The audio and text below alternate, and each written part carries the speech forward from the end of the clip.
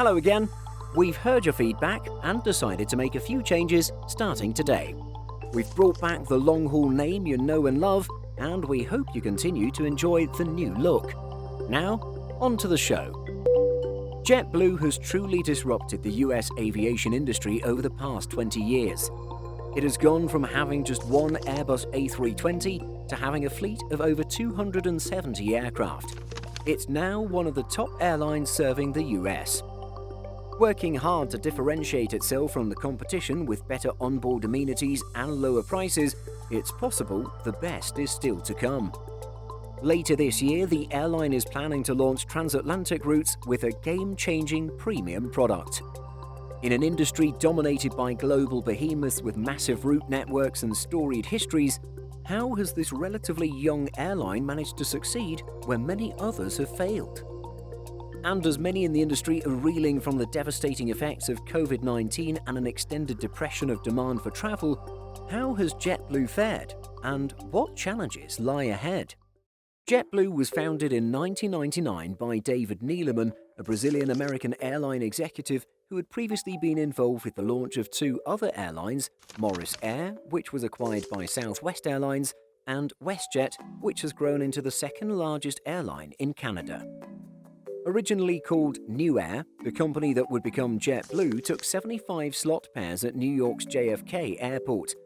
Operations began mid-February 2000 with services to Buffalo and Fort Lauderdale, relying on two A320-200 aircraft named Bluebird and Shades of Blue.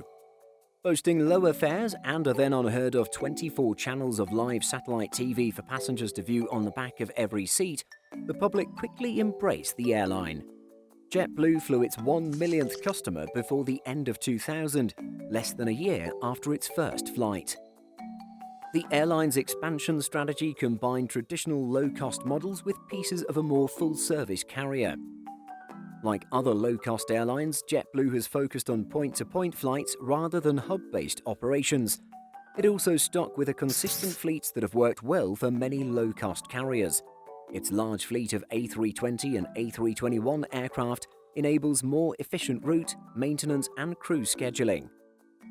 Other low-cost carriers like Southwest, where founder David Neeleman had previously worked, have done the same with the 737. Service soon expanded to other US destinations, and more A320s were delivered, 6 more in 2000 and 8 in 2001. The fleet has grown continually since then. The Embraer ERJ-190 has been in use since 2005, and the larger A321 arrived beginning 2013. But the airline is also not unfamiliar with downturns in travel. Less than 2 years after beginning operations, the events of September 2001 took the entire country and aviation industry aback. In spite of this, the New York Times reported in November 2001 that JetBlue had continued to secure a profit, unlike most other airlines. Profitability was not to last that long, however. Rising fuel costs, in particular, hurt the airline. It posted its first loss in the fourth quarter of 2005.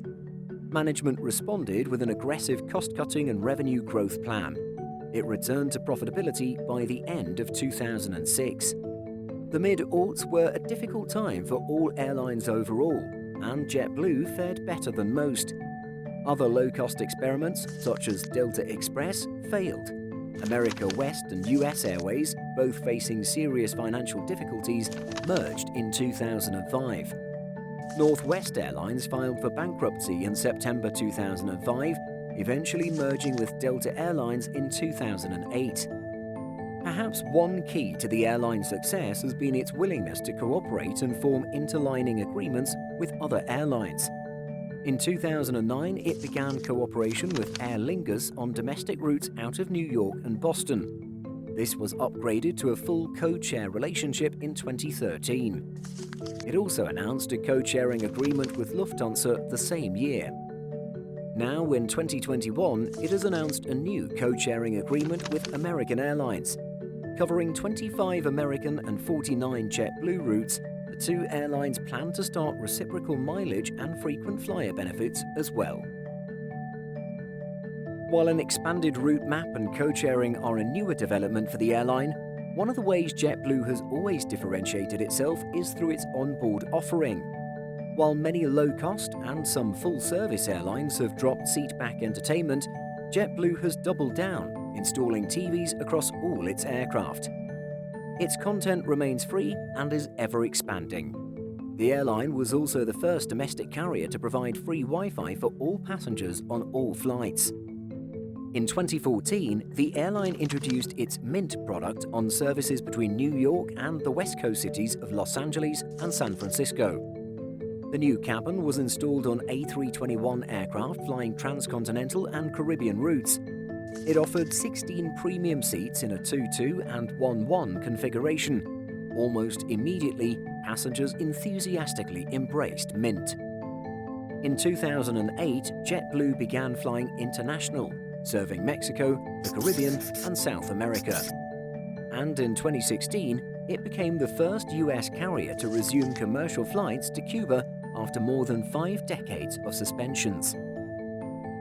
The airline will soon take a big step forward in international routes with its planned transatlantic flights starting later in 2021.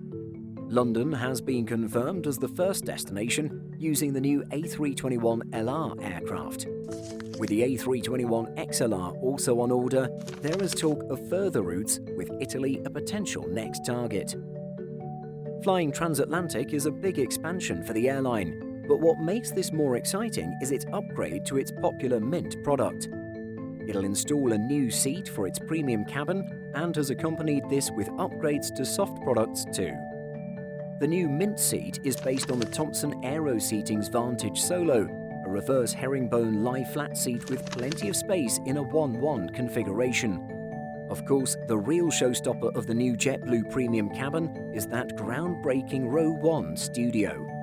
Each A321LR will offer 2 studios per cabin, providing the biggest bed in a premium cabin of any US airline. Like most every other airline in 2020, JetBlue was hit hard by the extended impact of COVID-19 on the travel industry. Simple Flying reported in late 2020 how the airline was burning up to $8 million a day, with a 45% to 50% decrease in year-on-year traffic. Fourth quarter revenue for 2020 was down 67%, and the capacity of aircraft flying was also down significantly, about 47%. Overall, the airline lost more than $1.3 billion over the course of the year. However, a slew of cost-cutting strategies helped them end the year with over $3 billion in the bank, positioning them much better than many of their competitors. Robin Hayes, the CEO of JetBlue, remains cautiously optimistic about the rest of 2021 and said he was proud of what his team achieved in 2020. 2020 was a year like no other, as the COVID-19 pandemic challenged our industry in ways we've never seen before. However, we meaningfully reduced our cash burn and are starting to shift our focus to rebuilding our margins. More importantly, this crisis has made us a more agile, creative, and resilient airline. As airlines across the world embark on a long and uncertain recovery period, JetBlue will come out of the pandemic arguably stronger. New routes, new hard products, and a fleet of new aircraft are on the way. Looking forward, significant expansion is planned, with 24 new direct routes and a stronger focus on Miami. It now serves over 90 destinations in the US, the Caribbean, and Central and South America, and boasts a fleet of 267 aircraft.